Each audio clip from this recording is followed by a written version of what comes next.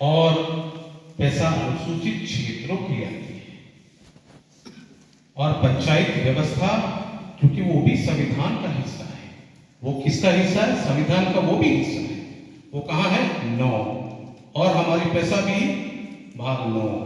भाग 9 के 243(4) MB के तहत में पैसा, और भाग 9 के तहत आपका पंचायत है।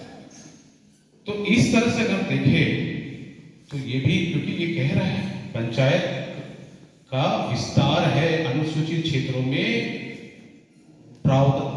एक्सेप्शन और मॉडिफिकेशन, अपवाद और रूपांतर के तहत। ठीक है, इस तरह से पैसा हमारे बीच है, लेकिन पैसा को हमने अलग अलग तरीके से समझना शुरू कर दिया। हम बिना संविधान को जाने हमने उसकी व्याख्या कई बार सुनने की कोशिश की, देखने की हुई, तो अलग अलग व्याख्या। अब हम चलते हैं थोड़ी इनकी भ्रांतियों के ऊपर।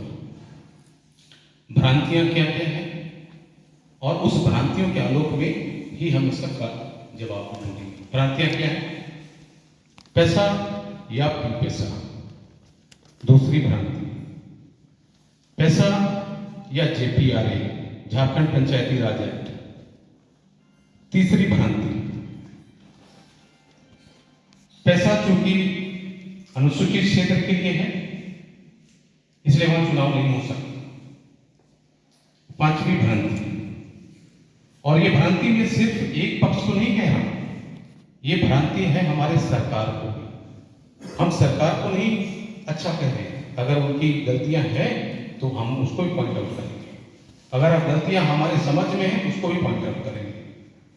मैं सरकार के बिहाफ में नहीं बोलता, अगर सरकार की भी गलतियां हैं मैं उसके ऊपर भी आऊंगा। हमारी अपनी समझ की गलतियां हैं उसके ऊपर आऊंगा। तो पहले हम अपनी समझ सुधारें, फिर सरकार की गलतियां में उतारूंगा। पैसा या पैसा। आपने सुना है वन अधिकार कानून? कितने लोगों ने सुना है वन अधिकार? ठीक है, बहुत आदमी। और वन अधिकार कानून के बारे में हम जानते हैं, क्योंकि हमारे क्षेत्र में वन है तो वन अधिकार कानून लागू होता है। केंद्रीय सरकार का कानून है, केंद्र सरकार का कानून है कि नहीं? हाँ। अब मुझे बताइए उस कानून का पूरा नाम क्या है?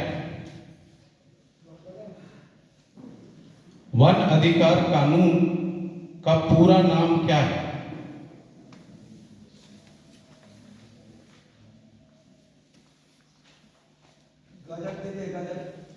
नहीं, आपको गजट से नहीं मतलब, किसी को पता है? गजट बिना हमने मानेगी। FRA बोलने से वन अधिकार कानून 2006 होता है। वन अधिकार कानून का पूरा नाम क्या है? आप गजट लाइए, उसके बाद बात कीजिए। बीच में नहीं बोलेंगे, आप उस पॉइंट को नोट करके रखें, बीच में नहीं बोलेंगे। अगर नहीं पता है तो मैं बताता हूँ। वन अधिकार कानून का पूरा नाम है अनुसूचित जनजाति एवं अन्य परंपरागत वन निवासी विद इन ब्रैकेट वनों पर अधिकार अधिनियम 2006। अंग्रेजी में अगर बोलेंगे तो forest dwelling scheduled tribes, forest dwelling scheduled tribes and other traditional forest dwellers with in bracket forest rights act 2006। अगर उसको हम संक्षेप कर दें तो क्या होता है? फॉरेस्ट का F, ड्वेलर्स का D, शेड्यूल्ड ट्राइब का S, T हो गया, FDST, और एंड अन्य परंपरागत वन निवासी क्या हो गया? Other traditional forest dweller, OTFD, recognition of forest rights act 2006। क्या आपको ये चीज याद रहता है? कितने को ये चीज याद रहता है? FDST and OTFD RF regulation of forest rights act 2000 कितने को याद रहता है? हम सब जानते हैं वन अधिकार के नाम से, जानते हैं कि नहीं जानते? कौन सा याद रहता है आपको? वन अधिकार कानून याद रहता है। तो बोलचाल की भाषा में क्या है हमारे पास? वन अधिकार अधिनियम, इतने ही ना जानते? बाकी एक्ट में तो लिखा हुआ है, हम उसको तो मना नहीं कर रहे हैं। हम कहाँ मना कर रहे हैं? लेकिन हमारी बोलचाल में, हमारी जबान में, हमारे सारी चीज़ों में हम सभी जानते हैं एक्ट में जो भी लिखा है, कानून की अपनी चीज़ है। क्या वो बदल जाता है? अगर हम बोलते हैं वन अधिकार कानून तो सारा कुछ बदल जाता है? कानून बदल जाता है? नहीं बदलता। कानून की आत्मा एक है, कानून के प्रावधान एक है। हमारी और आपकी समझ अलग हो सकती है, क्योंकि हमारी और हमारी समझ जरूरी नहीं कि एक सोर्स से आ रही है, एक स्रोत से आ रही है।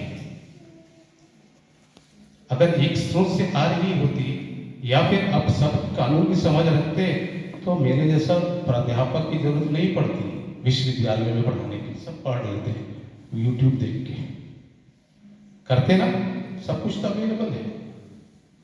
या तो कोर्ट व्याख्या करेगा, या लॉयर करेगा, या जानकार लोग करेंगे। ठीक है, उसी तरह हम दूसरा एग्जाम्पल लेते हैं। लारा के बारे में सुना है? हम इस कोई लारा दत्ता के बारे में नहीं बोल रहे, लारा के बारे में सुना है? लारा कानून नहीं सुना? सुनना चाहिए, जानना चाहिए। लारा क्या है? भूमि का जो कानून है, अभी नया कानून जो 2013 का है, उसको हम लोग संक्षेप में बोलते हैं Lara, land acquisition rehabilitation and resettlement act. ठीक है, भूमि से संबंधित कानून है। अगर आप उसको पूरा नाम पे जाएं तो उसका पूरा नाम क्या है? पूरा नाम क्या है? नहीं पता? मैं बताता हूं। Right to fair compensation and transparency in land acquisition rehabilitation and resettlement act 2013। उसको संक्षेप कर दिए तो क्या हो गया? RFCTLAARA 2013। क्या आप बोल पाएंगे?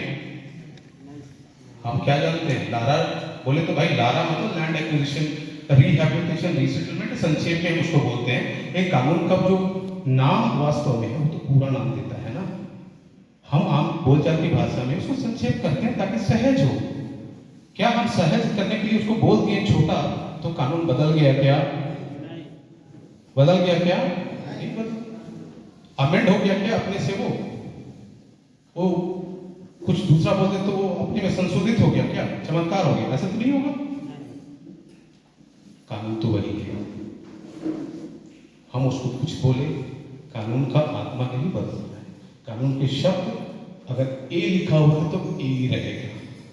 कोर्ट में एक की व्याख्या भी होती है, कोर्ट में द की भी व्याख्या होती है, जिसको कि हम बोलते हैं लिटरल इंटरप्रिटेशन। लिटरल इंटरप्रिटेशन तो यहाँ पे हमको उसी संदर्भ में समझना है। तो इसी तरह बहुत सारे अन्य कानून हैं जिसका कि संक्षेप हम नाम जानते हैं, लेकिन उसका नाम जो है एक्ट में कुछ लिखा रहता है। अब हम पैसा की तरफ आते हैं। पैसा में क्या बोला? प्रोविजंस। हमने मना किया क्या? वो प्रोविजंस नहीं है? नहीं मना किया, प्रोविजंस ही रहेंगे ना। अगर प्रोविजंस बोल के कुछ और चीज आती तो हम प्रोविजंस डालते, लेकिन मेरे नहीं बोलने से भी वो प्रोविजंस है ना वहां पे। प्रोविजंस बदल तो नहीं गए, कोई चमत्कार तो नहीं हुआ, तो फिर हम प्रोविजंस बोले, प्रोविजंस ऑफ द पंचायत बोले, या सिर्फ हम पैसा बोले तो कोई फर्क पड़ता है क्या? नहीं, हम उसी को बोल रहे हैं ना। उसमें ये जो धाराएं हैं उसी से इंगित हो रहा है, वही प्रोविजंस के बारे में बोल रहे हैं। तो अगर कुछ नयापन है उसमें तो जो पैसा भी पैसा है, तो इसमें भ्रम की स्थिति नहीं होनी चाहिए कि पैसा बोले तो कोई धर्म नहीं है उसके अंदर। कानून का कोई धर्म नहीं होता है।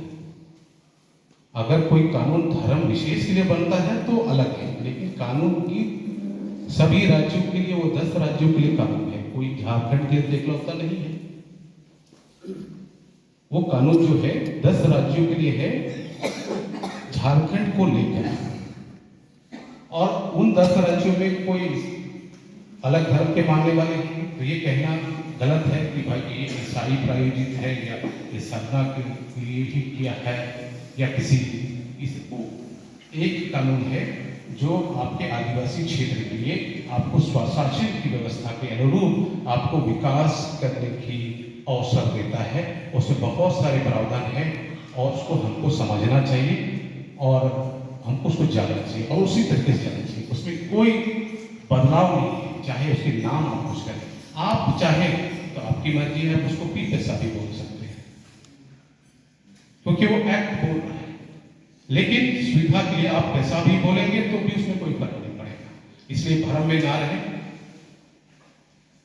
कि कोई अलग सा कानून है, कानून एक है, नाम चाहो वो जो भी आप बोले, ठीक है। और इस तरह से हमको उस भ्रम से निकलना है। दूसरा जो है, जो भ्रांति है, वो है कि भाई जीपीआरए झारखंड पंचायती राज अधिनियम वो हमारे अनुसूचित क्षेत्र में नहीं होगा, या जो जीपीआरए बना है वो पेशा ही है, ऐसा नहीं। आप सारे राज्यों का जिन्होंने पंचायती राज पेशा का नियमावली बनाया है उसको अध्ययन करें। सरकार को, राज्य सरकार को ये निर्देश दिया गया था कि 96 में जब एक कानून आया 24 दिसंबर 96 में, तो राज्य सरकार उसको लागू करे अपने कानून बनाकर 1 साल के अंदर, नहीं तो स्वतः वो कानून लागू हो जाएगा। ऐसा प्रावधान पैसा में दिया गया। तो पैसा जो है 1997 से ही लागू है, 25 दिसंबर 1997 से ही वो कानून लागू है। लेकिन कानून को लागू करने के लिए वो खुद से चलेगा नहीं। उसके लिए राज्य को, क्योंकि पंचायत का विषय राज्य का विषय है, आपने देखा होगा 7वीं अनुसूची में कौन सा राज्य किस विषय पे कानून बनाएगा ये स्पष्ट है। वो भी संविधान का हिस्सा है। क्या हम उसको अवहेलना कर सकते हैं? नहीं कर सकते। तो उसमें जो राज्य पंचायत का विषय और राज्य सरकार का विषय है। अब राज्य सरकार का विषय तो है, लेकिन राज्य सरकार को यह निर्देश है कि जब भी वो पंचायत से संबंधित कानून बनाएगी, खासकर अनुसूचित क्षेत्रों के लिए, तो पैसा में जो प्रावधान दिए गए हैं उसको उसमें इंक्लूड करेगी। एक तो उन्होंने किया 2001 में पंचायती राज एक्ट बना के, लेकिन सभी कुछ वहां पे नहीं आया। कुछ चीज आए, कुछ चीज नहीं आए। क्या चीज आए? जैसे कि रिजर्वेशन का मामला है कि एकल पद पे तीनों लेवल पे अनुसूचित जनजाति यानी आदिवासी ही प्रखंड का प्रमुख होगा, मुखिया होगा और जिला परिषद अध्यक्ष होगा। ये 100% रिजर्वेशन, वो भी एक कोर्ट केस के बदौलत राकेश कुमार बनाम भारत सरकार की। तो इस तरह से वहां पे जो प्रावधान करने थे, सारे प्रावधानों को राज्य ने अपने पंचायती राज कानून में नहीं किया। गलती वहां हुई राज्य सरकार की, करना था नहीं किया, तो उसको सुधार करना है। वो सुधार कैसे करना है कि पंचायती राज पैसा जो कानून है, पंचायत को बंद अनुसूचित क्षेत्र पे विस्तार जो कानून है उसके ऊपर नियमावली बनाना है। आज जो सरकार नियमावली बनाने की बात कर रही है, ड्राफ्ट इधर से उधर हो रहे हैं, तो वो नियमावली जो है वो अनुसूचित क्षेत्र के विशेष स्थान को देखते हुए उसको बनाना है ताकि वो सारी चीजें उसमें आ जाए। सेक्शन 4 का जो बात है उसमें आ जाए ताकि कोई भी बिंदु उसमें छूटे नहीं। वो इसलिए भी जरूरी है। क्यों जरूरी है? क्योंकि आपने देखा होगा कि पैसा जो कानून है, पैसा हमारे बीच एक कानून है, आपके पास भी वो कॉपी है। हर एक जो सेंट्रल कानून होता है उसमें नियम बनाने का एक प्रावधान होता है कि इस कानून के इस धारा में आपको उस कानून से संबंधित नियम बनाने का अधिकार है। जैसे आपने वन अधिकार कानून के बारे में सुना है, तो वन अधिकार कानून जो केंद्रीय कानून है उसमें वो प्रावधान है कि केंद्रीय सरकार नियम बना सकती है इस कानून को अमली जामा पहनाने के लिए, और उसको इस्तेमाल करते हुए 2008 और 2012 में नियम बनाए गए। उसी नियम से वो कानून क्रियान्वित होते हैं। अब पैसा में ऐसा कुछ नहीं वर्णित है। ऐसे संकट में जहां पे केंद्र कानून कुछ नहीं बोलता है और जो विषय जो होता है राज्य सरकार के अधीन होता है 7वीं अनुसूची के तहत, तो राज्य सरकार उस पर कानून बनाती है, लेकिन जो कानून वो बनाती है वो उसके आलोक में होना चाहिए, पैसा केंद्रीय कानून के आलोक में होना चाहिए। तो इस तरह से अगर आप देखें तो एक तो है आपका केंद्रीय कानून पैसा, दूसरा है जेपीआरए जो कानून है वो राज्य का कानून है। पैसा जो कानून है वो भाग 9 के एक पर्टिकुलर धारा 243(4) M4B के तहत आ रहा है, और जेपीआरए जो है वो भाग 9 के अंदर में वो समान क्षेत्रों के लिए आ रहा है। तो इस तरह से हम कह सकते हैं जो पैसा जो कानून है वो विशेष क्षेत्र के लिए हो गया, जेपीआरए जो कानून है वो समान क्षेत्र के लिए हो गया। जब तक हमारी नियमावली नहीं थी तो वो हमारे सामान्य क्षेत्र में, हमारे अनुसूचित क्षेत्र में भी था, लेकिन कुछ विशेष प्रावधानों को लेकर वहां पे किया गया था। लेकिन चूंकि अब हम समझ की नियमावली बनी हुई है तो स्पष्ट रूप से वो सारी चीजें जो वहां पे नहीं थी उन सारी चीजों पे एक नियमावली बना के हमको लाना है। इसी का प्रयास जो है अन्य राज्य सरकारों ने किया है। उन्होंने अपने अपने पंचायती राज कानून में फेरबदल करते हुए पैसा के आलोक में अलग से ही नियमावली बनाई है।